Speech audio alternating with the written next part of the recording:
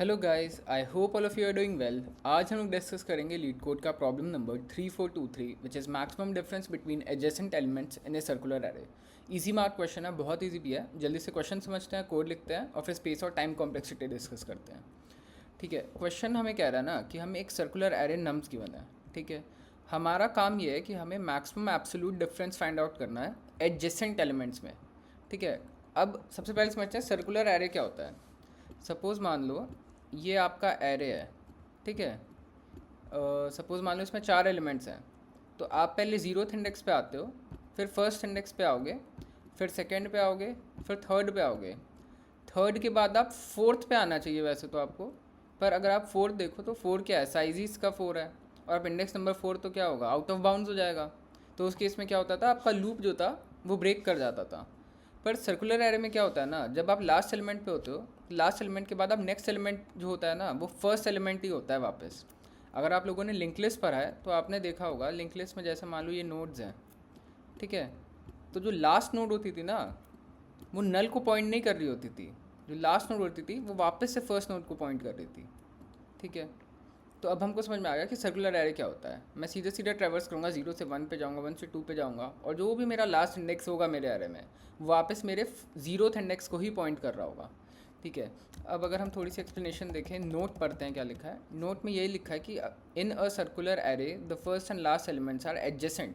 अब अगर ये वाला जो लास्ट नोड है ये इससे कनेक्टेड है, तो इस नोड ये वाला जो एलिमेंट है इसके एडजेसेंट कौन कौन से एलिमेंट्स होंगे, एक तो ये एलिमेंट होगा इसके पीछे वाला, और एक फर्स्ट एलिमेंट भी तो होगा जो कि इसके एडजेसेंट है, बिल्कुल होगा।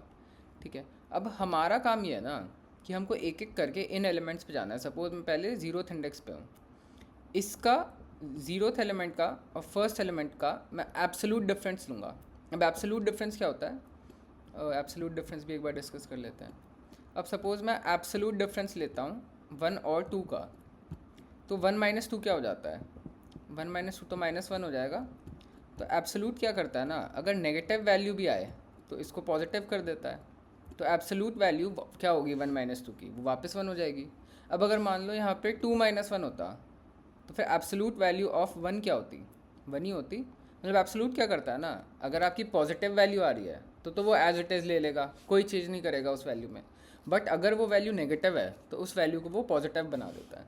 ठीक है, तो हमें क्या करना है, हमें एडजेसेंट एलिमेंट्स का एब्सोल्यूट डिफरेंस निकालना है और जो भी मैक्सिमम एब्सोल्यूट डिफरेंस है ना वही हमको रिटर्न करना है। तो पहले मैं क्या करता हूँ, इन दोनों का एब्सोल्यूट डिफरेंस ले लेता हूँ। तो 1 माइनस 2 क्या होगा, 1 होगा।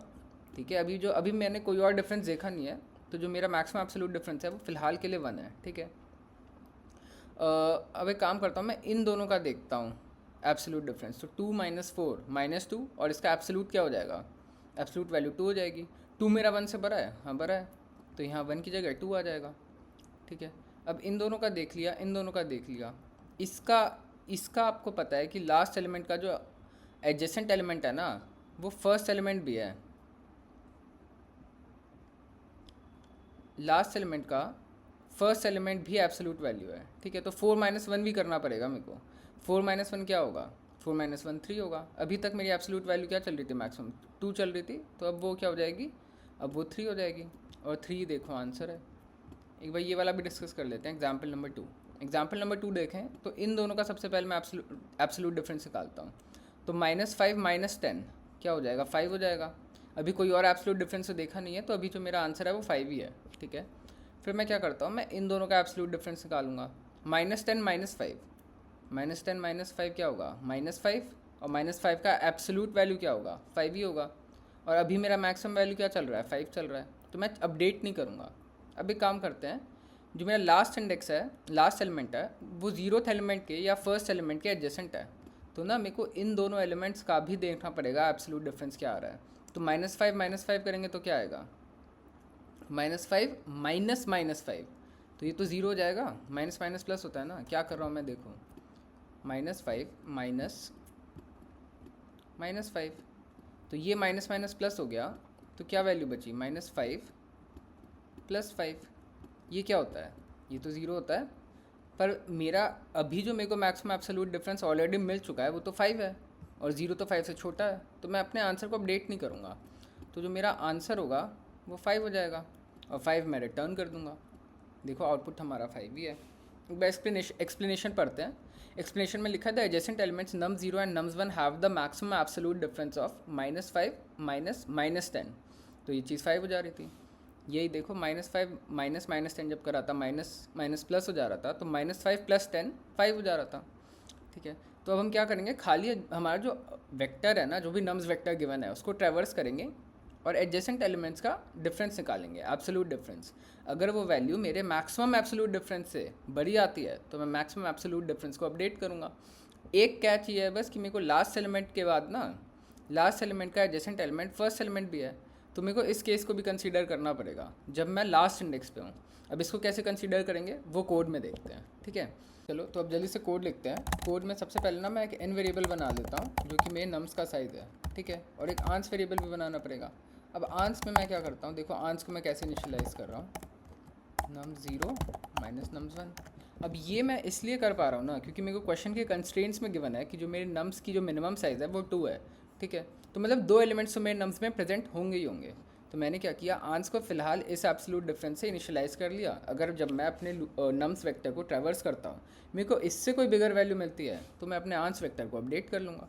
ठीक है, तो अब अपना लूप स्टार्ट करते हैं। इंट i = 1 से शुरू होगा, n पे ख़त्म होगा और इंक्रीमेंट बाय 1 होगा ईच आइटरेशन में। अब आप बोलोगे 1 से क्यों शुरू किया, देखो जो 0 का एडजेसेंट एलिमेंट है, एडजेसेंट एलिमेंट क्या है, फर्स्ट इंडेक्स वाला एलिमेंट, उसको तो मैंने यहीं कंसीडर कर लिया है, तो मैं वापस से क्यों कंसीडर करूँ। मैं 1 से लूप को स्टार्ट कर लेता हूँ और 1 के एडजेसेंट एलिमेंट्स देखता हूँ और फर्स्ट इंडेक्स वाले एलिमेंट का उनसे एब्सोल्यूट डिफरेंस निकालता हूँ। अगर वो बड़े होते हैं तो अपने आंस को अपडेट करता हूँ। अब आंस को कैसे अपडेट करेंगे वो देख लो। आंस की वैल्यू क्या होगी, ये तो आंस ही रह जाएगी, या तो क्या होगी absolute value of nums i -nums i + 1। इसका मतलब क्या है, आंस की वैल्यू क्या होगी, या तो आंस ही रह जाएगी या तो ये एब्सोल्यूट डिफरेंस होगा। जो भी बिगर वैल्यू होती है वो जाके आंस में स्टोर हो जाएगी। ठीक है, अब इसके बाद मेरे को क्या करना चाहिए, मेरे को रिटर्न कर देना चाहिए आंस। ये कोड सही है, नहीं मेरे ख्याल से तो नहीं है, हमने एक बहुत इंपॉर्टेंट चीज़ मिस कर दी। सपोज़ हम इंडेक्स लास्ट इंडेक्स पे हैं, जैसे इस वाले वेक्टर में 4 साइज़ का है, लास्ट इंडेक्स होगा 3, इसके नेक्स्ट वाला इंडेक्स होगा 4। ठीक है, तो जब मैं ये वाला जब मैं ऑपरेशन परफॉर्म करूँगा नम्स i -nums i + 1, तो नम्स i + 1 क्या होगा, i + 1 तो 4 हो जाएगा। 4 तो इस वेक्टर के साइज़ के आउट ऑफ बाउंड्स है, तो क्या होगा ना, कोई एक रैंडम वैल्यू जो इस मेमोरी एड्रेस पे पड़ी होगी उसका डिफरेंस हो जाएगा इसके साथ और हमारा बहुत ही अनएक्सपेक्टेड रिजल्ट आएगा। जैसे मैंने रन करके देखा था, ये देखो क्या आउटपुट आ रहा है। तो ये क्या कर रहा है, ये आउट ऑफ बाउंड इंडेक्स से ना कोई एक रैंडम वैल्यू उठा रहा है और उसका एब्सोल्यूट डिफरेंस ले रहा है नम्स n-1 से, इसीलिए ये रैंडम वैल्यू आ रही है। तो एक काम करता हूँ ना, ये तो मेरा सर्कुलर एरे है, तो मैं एक अलग से केस बना देता हूँ, इफ़ माई i = n-1। ठीक है, तो मेरा जो आंस होगा वो देख लेते हैं क्या होगा, absolute value of nums of n-1 -nums 0। देखो जो मेरा लास्ट इंडेक्स वाला एलिमेंट है वो किससे कनेक्टेड है, वो मेरे फर्स्ट इंडेक्स वाले एलिमेंट से कनेक्टेड है। फर्स्ट इंडेक्स मतलब 0th इंडेक्स की बात कर रहा हूँ मैं, सबसे पहला एलिमेंट जो है मेरे वेक्टर का। ठीक है, तो ये मैंने, अब देखो या तो आंस ही रह जाएगा या तो ये एब्सोल्यूट डिफरेंस हो जाएगा जो भी बिगर वैल्यू हो, और ये जो नेक्स्ट ऑपरेशन है इसको मैं एल्स में ले लेता हूँ। ठीक है, कोड ना थोड़ा स्ट्रक्चर लिखने की कोशिश करते हैं, रन करके देखते हैं। जल्दी जल्दी जल्दी, देखो इन 2 टेस्ट केसेस पे तो कोड सही चल रहा है, तो सबमिट करके देखते हैं। बाकी सारे टेस्ट केसेस भी पास कर ही जाना चाहिए। जल्दी देखो, लोग आपको जज करते हैं। ठीक है, 100% सोल्यूशंस को बीट कर रहा है रन टाइम में, कुछ % सोल्यूशंस को मेमोरी में भी बीट कर रहा है। एक बार टाइम और स्पेस कॉम्प्लेक्सिटी का एनालिसिस करें। कुछ वेरिएबल्स इनिशियलाइज़ किए मैंने, एक फॉर लूप चल रहा है, मोटा मोटा तो n साइज़ का ही है, n आइट्रेशंस है, n बार ये लूप चलेगा। तो जो मेरी टाइम कॉम्प्लेक्सिटी होगी वो क्या होगी, और जो मेरी, एक सेकेंड, जो मेरी टाइम कॉम्प्लेक्सिटी होगी वो हो जाएगी O ऑफ n। ठीक है, स्पेस कॉम्प्लेक्सिटी देखें, या कुछ वेरिएबल्स इनिशियलाइज़ कर रहा हूँ मैं, और तो ना मैंने कोई वेक्टर बनाया, कोई प्रायोरिटी क्यू, कोई स्टैक, कुछ भी नहीं बनाया। तो जो मेरी स्पेस कॉम्प्लेक्सिटी होगी वो O ऑफ 1 होनी चाहिए मेरे ख्याल से तो। ठीक है, एक बार चेक करें जल्दी जल्दी। ठीक है, O ऑफ n सही आ रहा है, मेमोरी देखते हैं, O ऑफ 1 ये भी सही आ रहा है। ठीक है, तो हमने इस प्रोग्राम को, इस प्रॉब्लम को हमने ओ ऑफ एन टाइम में और ओ ऑफ एन स्पेस में सॉल्व कर लिया है। ठीक है, अगर आपके पास कोई और अप्रोच हो तो प्लीज़ आप कमेंट करना, देखते हैं कैसे सॉल्व करते हो आप। अगर आपको कुछ समझ ना आया तो वो भी आप कमेंट करो, I will reach out to you as soon as possible. ठीक है, अगर कोई डाउट हो ना तो आप प्लीज़ एक बार पूछ के देखो, और फिर वो मेरा काम है कि मैं आपको एक अच्छा सोल्यूशन दूँ, आपका जो भी प्रॉब्लम है उसको अच्छे से अच्छे तरीके से सॉल्व करूँ। अगर ज़रूरत पड़ेगी तो मैं वीडियो भी बनाऊँगा उस पर। ठीक है, तो अगर आपको वीडियो अच्छा लगा हो तो आप प्लीज़ लाइक करो, अगर आपको कंटेंट अच्छा लग रहा हो तो आप चैनल को सब्सक्राइब करो। सब्सक्राइब करने से पहले ना एक बार आप पूरे मेरे चैनल को देखो, अगर आपको अच्छा लग रहा है कि हाँ मेरा काम अच्छा है, मेरे जो वीडियोज़ हैं वो आपके काम के हैं, तो आप प्लीज़ चैनल को सब्सक्राइब करो। So that's it for today guys, thank you so much.